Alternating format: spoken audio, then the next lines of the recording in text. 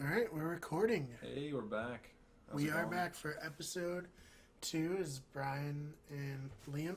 Yeah. How are you doing? Very good, very good. I haven't seen you since the last time we recorded, so That's true. yeah. That's true. For the first time, we're actually recording with the camera, which is nice. Less nice, I have to remember to switch between you and I each time, when one of us are focused talking. So. Well, that's easy. This whole thing's written, so Right, yeah, it's all scripted podcast. down So. to a T. Right, absolutely. So, what have you been up to in the last week?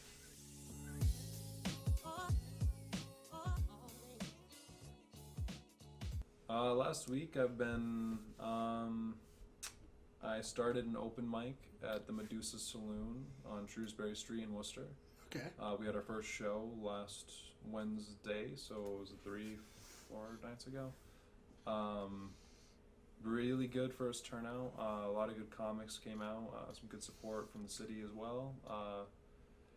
It was a lot of fun, man. It was only my second time actually ever hosting ever. I did one show at my college, Nichols College, over I think it was like in April, and I don't know. I felt like I was very stiff and awkward, just kind of trying to keep the ball rolling. You know what I mean? Mm. But at this one, I was definitely more like stiff and rigid at first, but then as the show went on, I felt like I got way more comfortable with it. You know, it was cool. People were just there to have a good time, and it was a really good vibe, really good outing. I think for our first show, I couldn't be happier with it right now. I'm excited. It comes back, not this Wednesday, but the following one, which I think is June 26th. I'm gonna double check that though. Okay, June 26th. Yeah, it's the Wednesday of. Give me 1 second. I want to do this correctly. Yep, June 26th. It'll be June 26th. List is out at 7:30, and then the show starts at 8. Totally free. All right, so if you're in the Worcester area and you want to try some comedy, go to where's Medusa's? Medusa's Saloon on Okay. on Shrewsbury Street. Very Worcester. cool. Yeah. So I guess what like goes into doing an open mic? What I guess prompted you to want to start one yourself versus just attending other ones? Well, I personally, a scene grows, based on the number of shows that are going on, right, that people attend. Right. And I think Worcester's done so much for me. I want to try and help the scene grow in any way I possibly can. And I thought maybe I could put on a show that wasn't, Wednesday. There isn't an open mic going on in the city. There's occasionally shows at Beatniks, but that's with another group, not necessarily comedians. So I saw the opportunity was there. Us comics are always looking for stage time, so this gives us another opportunity to get in front of people, test out our material, try out stuff. So when we are put on shows, our material is more, concrete and tested. Mm-hmm. I just think for where I'm at, still being relatively new to the game, I guess, this is just something I could do to get myself out there more while at the same time helping the scene out in any way I can. It was definitely something I didn't think I'd ever see myself doing, but I'm happy that I am because the experience from it is stuff's falling. There is stuff falling on our set right now, Yeah, so but that's good. Very professional. yeah. But no, yeah, it was like I said, it was cool to be able to do something for the scene, grow it in some way, and the coolest part about it was I met some comics at that mic that I just hadn't met before. Really? So you didn't know them at all, and they came? Yeah, they must have to your seen mic. something on Facebook or Instagram or whatever. That's and cool. They came. Yeah, no, it was really cool, and some of them were pretty funny too. So it was like it was just like awesome. I'm glad to get some more. Not hockey fans, I imagine, considering they went to an open mic on Game 7 of the Stanley Cup. To be honest, yeah, no, we were on at the same time, unfortunately, as Game 7 was in the Stanley Cup finals. So, yeah, it was obviously a conflict of interest for some people, but to be Right. honest, man, we still had a pretty good outing, especially given that. So uh, it was really cool, and I've gotten some cool props from some of my comic friends, and I'm excited about it. I think it's gonna be every other week just to make sure it. I don't want to get stale. You know what I mean? I want us to be able to bring new material every time. You know, Right. get us all more time to write, more time to test stuff. And I feel like if it was every week, it might just be too much. You know?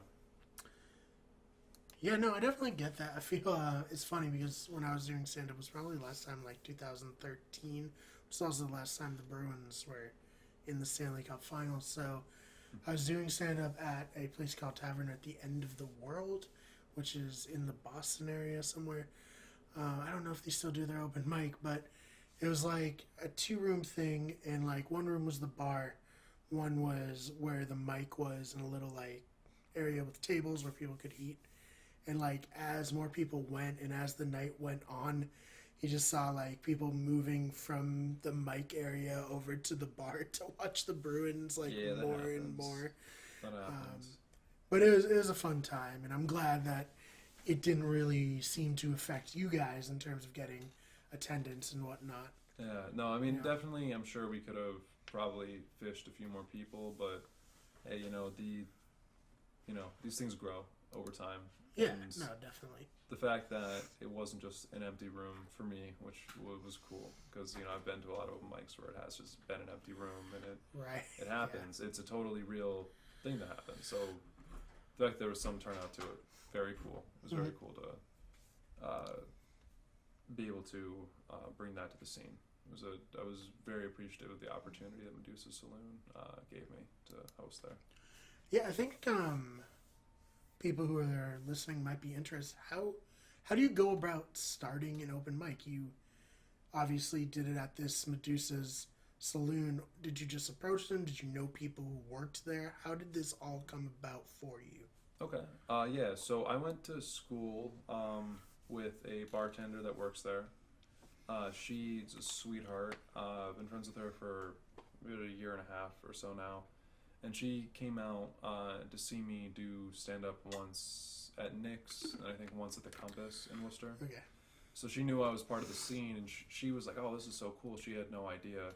I guess one day she was like relaying this information to her boss at Medusa Saloon, and her boss like, "Oh, hey, that sounds cool. We should try doing something like that here." So Right. through that bartender, she reached out to me. She said, "Hey, would you have any interest in maybe putting on like something here?" And it was really just like that. I was right. I knew the right person at the right time. Conventionally, though, I helped a buddy of mine, or I watched a buddy of mine, Kevin Knightley, set up a open mic at Electric Haze. It's on Millbury Right. Street. Yeah. Yep. I think It's a hookah bar? yeah, it's a hookah that bar. right? Yep. Yeah. I think it's every third Thursday or every third Tuesday or something like that. Right. I'm sure we can post it on something, but Mhm. he approached them Yep. and said, "Hey, the Worcester comedy scene is really coming alive right now, and we're always looking for new places Right, to yeah, expand in." So it can be as simple as a guy, right, or girl, and or it can be you approach, and bars want to do stuff. They want to fill, especially on nights like a Wednesday. Yeah. Who's coming out on a Wednesday? Right. Suddenly, there's a reason to, and whether it's just a room full of comics that probably buy drinks, or a room full of comics that might bring out people that buy drinks. It's it's better than not doing nothing on a Wednesday night. Yeah, no, that makes sense. So, what kind of went in? So, like, they came to you, like, hey, would you be interested in hosting this mic? What happens from there? What did you need to, like, get? Did you supply your own stuff? Did these supply stuff for you? How does it work? Well, yeah. So the trick is you just gotta talk to Lou Ramos. He'll hook it up. Okay, just No, I mentioned Lou Ramos. for everyone out there, Lou, he's got the hookup Yeah. with everything, apparently. Yeah, I mentioned him last week. He saved my ass straight up. Because at this particular venue, they weren't necessarily equipped with like proper equipment, you know, to Right. put on a show, like a mic, XLR Yeah, you cords. can't have an open mic without without, a a mic. mic. Yeah, it's nope, it's nope. gonna be tough. I mean, you could do an acapella thing. I've done Yeah. that before. Right, where you just yell as loud as Yep, you I can. did do that. That's just improv, but they you know, they didn't really have the proper equipment, much of a setting, but they had a good spot for it, Right. which was more than enough, you know. And Mm. so I had to track down XLR cords, which Yes. connect mics to amps or mixers and Yep. to amps or monitors. Needed to figure out a stage, the mic stand, Mm. and then depending on the size of the room, how many monitors or amplifiers you need. And I supplied some of the things. Lou supplies most of the things. Right, and because Lou hosts his own open mic. Lou hosts a number of shows around the city of Worcester. Coming up on Tuesday, we actually have Roast Wars, which Okay. I'm very excited about. So you want to see Liam roast and get roasted by people? Yeah, it's Tuesday? gonna be Kevin Knightley, actually, the kid who put up the Electric Haze show. He's a punk ass little bitch. Oh, One of my alright. best friends, but punk ass little bitch for sure. It's getting called out on the podcast. Mm-hmm. I doubt he listens, but maybe he will. Yeah, I hope so. We could use it, honestly. Yeah, Kevin, if you are listening, We're on iTunes now, and a Oh, ton of really? other random other sites that Anchor just automatically submitted us to. it's like, are we SoundCloud rappers? I don't know if we're on SoundCloud yet. Okay. What's the So, point? well, yeah, like if you can't even have a viral tweet now. So when you get a link, That's if you don't fair. have a SoundCloud. I don't. What's the point? I don't. I can understand that. I don't know. I don't record my stuff. I'm all freestyle, off the cuff. Right. Anyways, so Lou hosts these places or these mics around the city. He was able to hook you up, and so you pretty much had everything you needed. Yeah, but through Lou's help, finding out what I needed, I had to buy some equipment. Obviously, I'm looking to probably, as time goes on, I'm going to be buying more. As I really appreciate Lou. But you don't want to just But I don't want to take just mooch. advantage You of know what I it, mean? yeah. I just want to move. No, I get that 100%. Although he was super like understanding. That's Just like, why I have a ridiculous amount of equipment because it's like I want to have it. No, I can Make sure understand that. I have Yeah. it, I don't want to borrow it from people. Lou's philosophy to it was that if we all succeed, the high tide raises all ships. Yeah, you know what I no, mean? that's a good way to look at it. I think it's probably Joe Rogan. I'm going to mention Joe Rogan again, which is the most cliche thing On a podcast? to do on a No, podcast way. to mention Joe Rogan. No. But he said that there's like a scarcity mentality around entertainers where it's like doesn't actually exist. Like you should just try to Help raise each other. everyone up. Yeah, no, and Lou is definitely one of the best people I've ever met, and definitely one of the most influential, just kind-hearted people that I've met and encountered in the stand-up world. Yeah. I'm really lucky to have encountered people like that. Out here, it's not necessarily like. It's not necessarily the easiest thing that we're doing, and the lengths at which he'll go to help someone else out is incredible, and it's not something. I'm definitely not as selfless as he is, Right. I'm just being honest. Yeah, he sounds like an awesome guy. We'll have to have him on the show at some point once we figure it out and can start having guests on. One thing I wanted to ask, so you have it set up, you have the equipment. How do you get the word out to people? What's the best way to market a new mic to make sure that it's not, completely empty? So I can say what worked for me. Yeah, I'm still figuring it out, but I find that just putting a tweet out there that maybe some people read isn't really gonna cut it. Right. Yeah. I covered all platforms that I have on social media. I created my own poster for the event using an app called Canva. It's super easy to use. It's pretty straightforward, and if you just take your time with it, you can make something look pretty nice pretty easily. Yeah, Canva. Canva is the site that I use to make the logo for this podcast. and also I'll make like the placeholder thumbnails. Then tomorrow we'll make like the actual real thumbnails. Like I'll be like, here's this idea I had for one, and it'll be like, okay, I'm gonna make it actually look good. All right, no more nice things with this app until they pay us. So Right. yeah, Canva, sponsors. yeah. I'm gonna just start saying we're sponsored by Squarespace. I think I might just. I think do ad eventually, read. like you just like you don't have to reach out. They don't reach out to you. Eventually, you just in the mail just get a piece of paper, Okay. unsolicited, and it's like you're now sponsored by Squarespace because we sponsor every creator in the entire world. If we just started doing ad reads at the start of every episode, that'll definitely.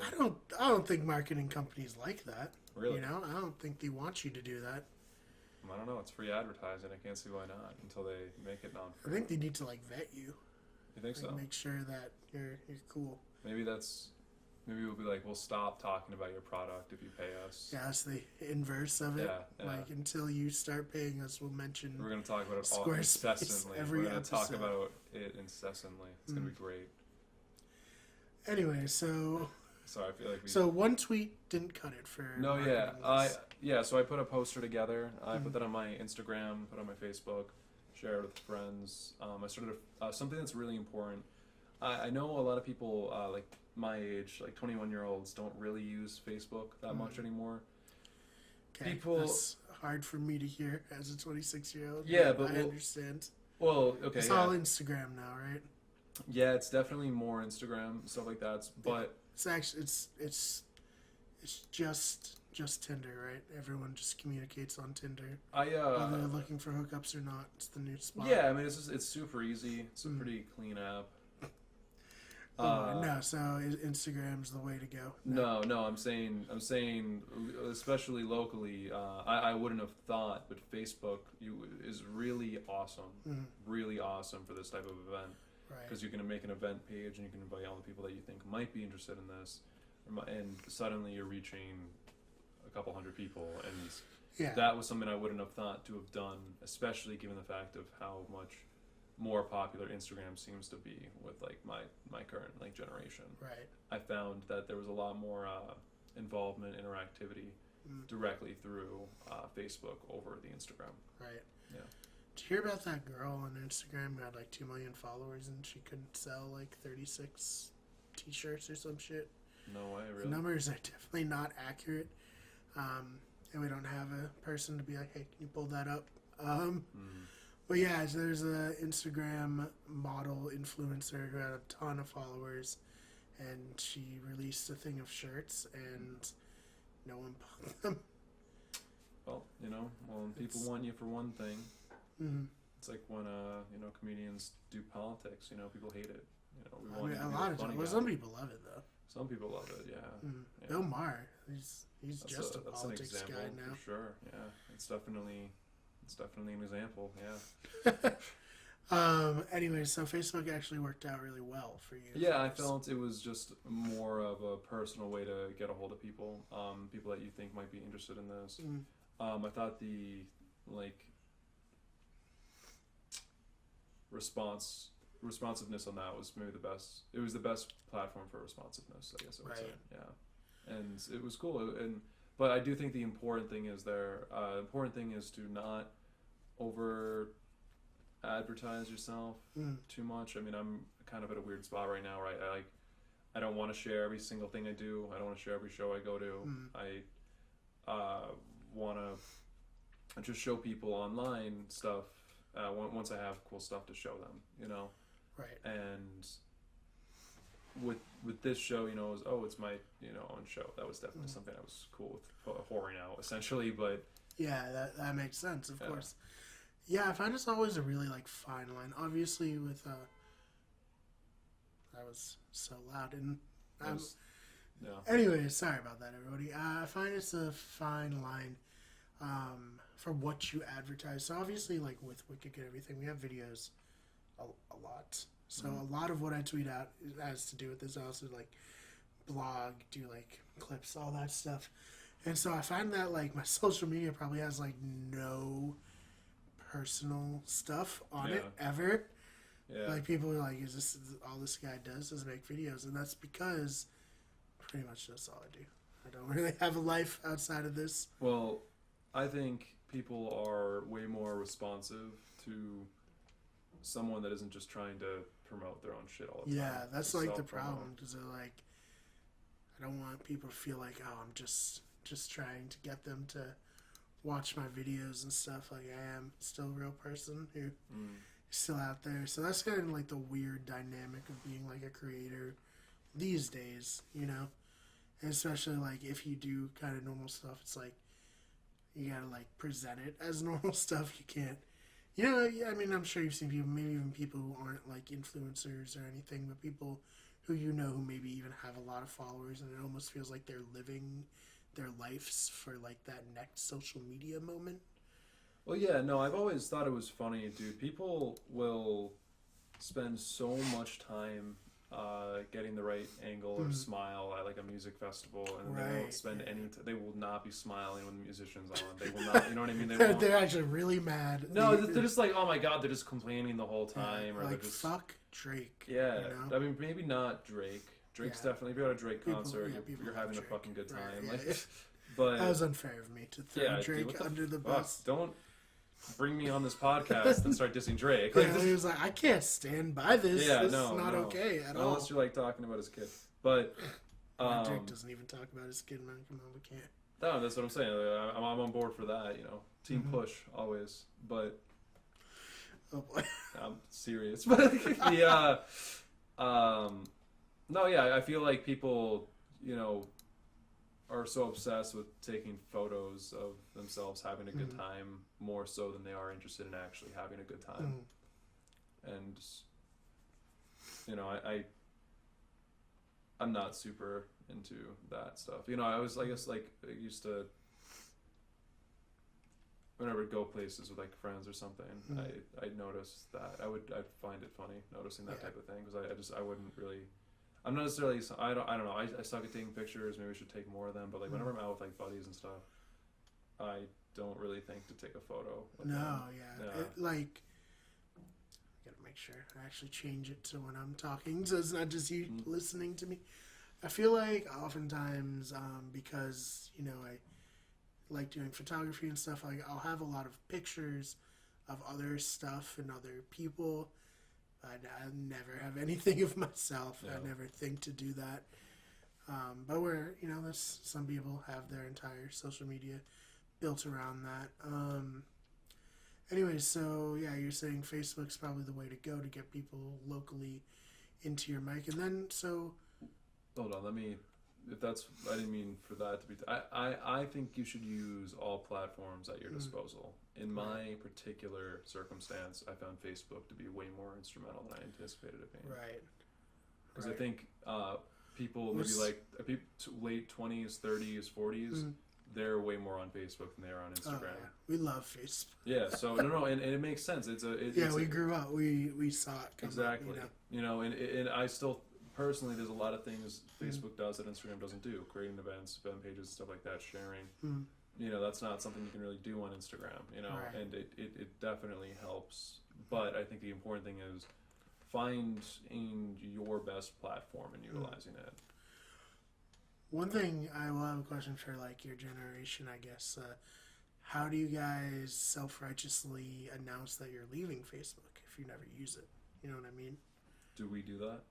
Now, how do you do it if you're not using it? How do people announce they're leaving Facebook? Yeah, it's like at least for a while that was a thing of like I'm deleting my Facebook because it's taking up too much of my time.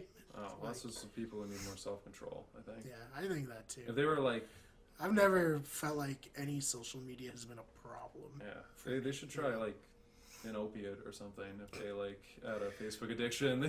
Oh man, no, you shouldn't try and. No, I'm just saying like just try something that's like actually addictive. I don't know, like if your Facebook's controlling your life, that's wow.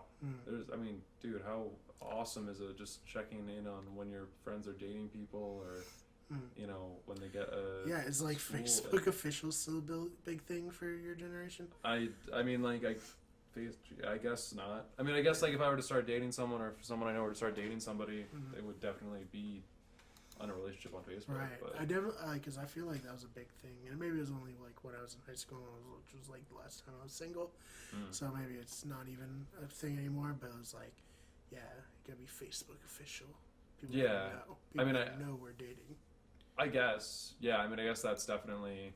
I've been single for a little bit now, so I haven't really thought about it. But Mhm. any time I've been in a relationship, yeah, I guess even when I was like younger, It's still a thing. yeah, it's definitely a thing for sure.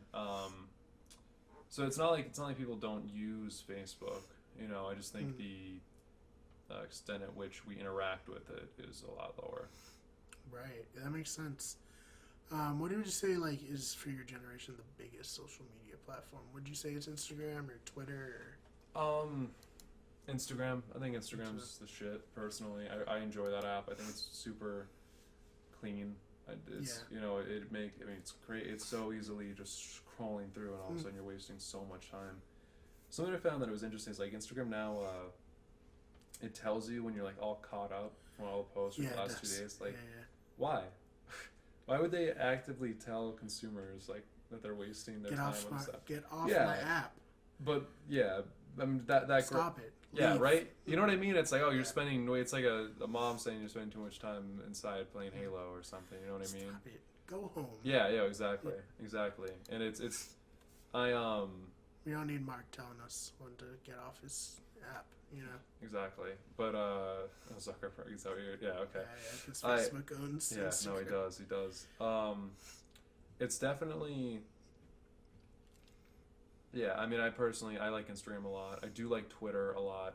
The more I use Twitter, the more I get I get it more. I think, and I enjoy that. I enjoy how I can like send out a tweet joke or something and like. I mean, that's kind of people. It'll either work or it won't. You know what I mean? And Twitter actually was like a decent place to start writing jokes. I thought. Yeah, no, it's definitely a good place to test stuff and to see what would work and what not. Sometimes I feel like it's a little like hit or miss, you know. Yeah, and a lot of stuff. I feel like that's funny, but I didn't get a reaction at all. And then like other stuff you'll tweet and like 5 people were like, and you're like, I did not expect a reaction to this at all. And the thing is, I do know like Twitter's not a 1-to-1 for the stage. You know what I mean? I know some people. I know some people who do think that, and it's not. It's super not. Nothing beats going out on stage and eating shit with a joke. There's nothing like that taste of shit in the morning. Nothing better than that. I'm just being totally honest with you.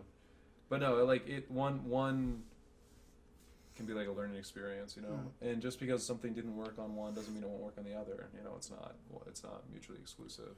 Yeah.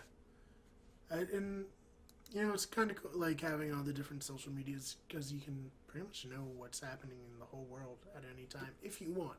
If you don't want, you don't have to know that. But like with the trending topics and whatnot, you can pretty much be plugged into anything all over the world, which is pretty crazy.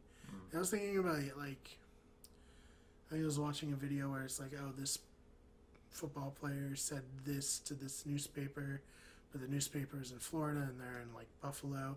And I was like, would like the football player's team know that he spoke to this this local paper right away?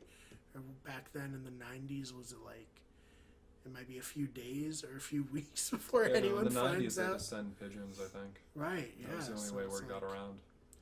Yeah, a lot of people just getting pooped on by pigeons. Not the best, but it's it worked though. It's worked for a very long time. Oh man! All right, so how did the open mic go? Like actually, while you were running it, did it go pretty smooth? Or like it was funny. There was I mean, I was like, I went on, I opened, and it's funny. My sense of humor. I always worry, when new people see like my stuff, especially the person I'm hosting the show at. She had never seen my material before. I'm like, oh, this could be over in a jiff, and it didn't. She liked They're gonna it. Kick you out. Mike's over. Yep, yeah, and it did. It went very well. Maybe as I introduced the first comic, I was like, I just kind of like handed them the mic, and it was a really formal way you got to do it. You're supposed to put the mic in the stand, shake their hands, and have them come on stage. So about you gotta be like, and now coming to the stage, up a very funny guy. Yeah, I mean, I Yeah, got that got all- that. I knew I had to do that Yeah, stuff, yeah, but I didn't think the handshake and stuff like that, and I was less formal. But like by the third or fourth comic, I was slowly getting it, and by the end Right. by the end of it, I was like I thought I was like really getting it. I was like coming up with funny things to say, or I was reacting to stuff comics had said, and I really liked it. By the end of it, I was feeling way more comfortable, and I think with time, I'll become more and more comfortable with it. Yeah, no doubt. Yeah. Oh man. All right, and so you said that it's going to be every other Wednesday. So the next one's the 26th. The next one's the 26th of June. Yeah. Awesome. So guys, if you're looking for an open mic, you gotta go down there. You gotta support Liam. I will be at this one, 100%. I'm excited. Yeah. Yeah. No, I'm not gonna probably do stand up, but I'll be there. You totally should, man. It's an open mic. There's no reason not to. Like it's. I mean, it'll be fun. Yeah. Your Well, I don't brother's wanna. hosting it. It'd be good. I don't wanna. It would be the equivalent of in the '90s, just walking outside with your mouth open. That's how much shit. Jesus. So it's not gonna get what the hell I'm talking. Like, was it raining shit in the '90s? Yeah. I mean, it. No, the pigeons. Guys. Pigeons. Yeah. It's good. That's a good callback. I'm a fan. It's like a 2-minute Yeah, callback, it's but solid. I mean, it's definitely as far as the full extent of our series together. It's. It's like it was a little white. yeah, it's of on the a scale total percentage of the show. Yeah, it was good. Oh man! All right, is there anything you want to cover before we get out of here? I guess I got accepted to Woot Nanny Comedy Festival in Worcester. Nice. So what is this? So the Woot Nanny Comedy Festival is a comedy festival every year in Worcester. It's Worcester's Comedy Festival. Right. It'll be 20 shows, I think, between the end of September and the first week in October. It's like that week there, and we'll be like every day, doing shows Just together. grinding. Yeah, it's gonna be awesome. So you said it's 20 shows in how many days? I think it's like 7 days or some stuff. Holy It's crazy, shit, yeah. dude! That is a it's lot. it's gonna be a festival, man. It's gonna Yeah. be awesome. I'm really honored to be part of it. It's you have to apply and. let And everyone- you'll tweet out like where you'll be. Yeah, what when I scene, figure it out, honestly, Yeah, let me know. we're still in the a long ways out. Obviously, this is the end of September. Right. And where can they find you if people who are listening want to find out about the festival? Like, Yeah, social I'll media? post for anything I'm on. I'll post on Instagram, Facebook, Twitter. I would say Snapchat, but I keep that personal. So That's for lewds only. All right. yeah, no, my boys like to have me. They send their nudes to me. I give them You gotta check them. opinions. Yeah, you gotta see. You gotta be like pretty good. Bad lighting in this one. Yeah, well, a lot of low angles. I recommend a lot of low angles. It's mostly low angles. Right. Is you can do a lot of camera Yeah, tricks. yeah. Help out. Anyways, Liam, where can they find you on Twitter? I'm at real Liam Marr. It's MEAGHER. Looks like meager. Right. And on Instagram, do you want to give that one out too? Yeah, on Instagram I'm at Marr MEAGHER .Liam. All right, and you guys can find us on Twitter at WG Everything, on Instagram at Wicked Everything, on Twitch at twitch.tv/Wicked Everything. Thought I messed it up, but I didn't. And of course on YouTube at youtube.com/Wicked Everything, and pretty much wherever you can download a podcast, we're on it. Just search Better Radio, and you should be able to find it. I think we were like the third result for it on iTunes, but I expect as we put out more episodes, we'll climb the charts for our own name. Total domination. It's the Total, only, absolutely. And as I was talking to Dylan, which you can check out a new episode of the other podcast I do, Brian and Dylan Takes on the World. This podcast, Brian and Dylan Takes on the World, and then the Buffy the Vampire Slayer podcast. That's like my Infinity Stones. Once I get those together, I'll be completely unstoppable in the podcast game. That makes sense to me. What are the two gonna be? Probably like No, I only need 3. I don't need none of these 5 Infinity Stones. right, so it's nothing like the Infinity Stones. It's kind of, but it's a then. podcast. It's 3 rocks that are podcasts. Right. All right. All right, I guess I have to start 5. Yeah, that's all I'm podcasts saying, now. dude. You got one for each weekday. My 5th one will literally be me and Josh Brolin. No, I'd like to see you do like a Bill Burr type thing where you're just losing your fucking mind. I think if people continue to watch and all that stuff, that'll just happen naturally on its own. It's ideal. It's organic. It's believable. It's real. Development. Maybe one day. Well, Bill Burr can pull it off. I don't know if I can. Anyways, guys, thank you so much for listening. Make sure you subscribe, leave a rating on iTunes, subscribe on YouTube, and tell your friends about it. Have a great one.